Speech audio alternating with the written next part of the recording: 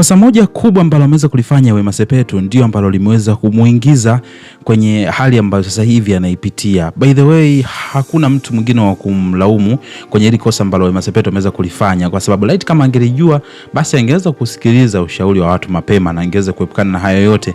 Pengine leo hii asingekuwa anajutia kwa kiasi kikubwa namna ya vile ambavyo anayapitia mazito. Inawezekana pengine unaweza kuwa ni mmoja tu ambao umeshuhudia situation ambayo inaendelea sasa hivi na taharuki iliyozuka kutoka kwa Wema Sepetu, ila acha nikupe update hapa juu ya kile ambacho Wema Sepetu huenda likikosea na ndicho ambacho kimempelekea kuingia kwenye hii sintofahamu na changamoto kwa kubwa zaidi kwa wakati kama huu hapa. Mimi ni Gabby Official, naomba nikukumbushe kuna story na updates nyingi sana ambazo mimi nitakuwa nakusogezea hapa kupitia channel yetu ya Bongo Vibe. Utakuwa unapata kufahamu kinachoendelea. Kwa hiyo cha kufanya, tumia sekunde moja tu, bonyeza neno subscribe hapo chini ya hii video. Baada ya hapo like video, kisha kwenye sehemu ya comment utakuja kuniachia maoni yako kuhusiana na hiki ambacho mimi naenda kushare nawe hapo. Naitwa Gabby Official kama kawaida, hakikisha umesubscribe, tukometisha sana.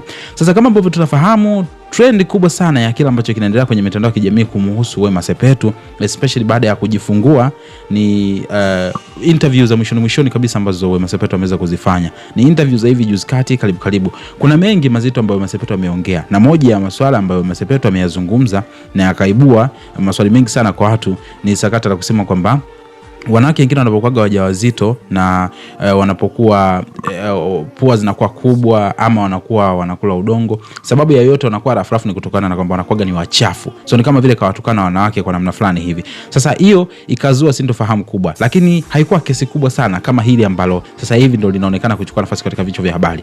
Muonekano wa Wema Sepetu unauona. Kitu ambacho alikuja kukikosea Wema Sepetu ni kwamba kwanza kabisa kupenda sana interviews katika kipindi ambacho ilibidi atulie na hakutakiwa kuwapa airtime watu wote wale pale ambao hawana mchango wote kwa upande wake, lakini yeye aliishia tu kuweza kufanya interviews nyingi zaidi, na hizi interviews za mwishoni muonekano wake wa sasa hivi ndio umezua kizaazaa na watu kuona kwamba mbona kama Wema kazeeka ghafla, wakati alivyotoka tu kujifungua alikuwa vizuri kabisa. So siku chache zimetosha sana kuonyesha sura halisi ya Wema Sepetu ambayo watu wengi walikuwa hawajui, na wanasema kwamba katika hili huenda hata pia Whozu akajutia na akajiona amekosea sana. Sasa watu wanamcheka Wema Sepetu na kusema kwamba amegeuka kuwa kibibi, kwa hiyo hastahili tena kuwa na Whozu.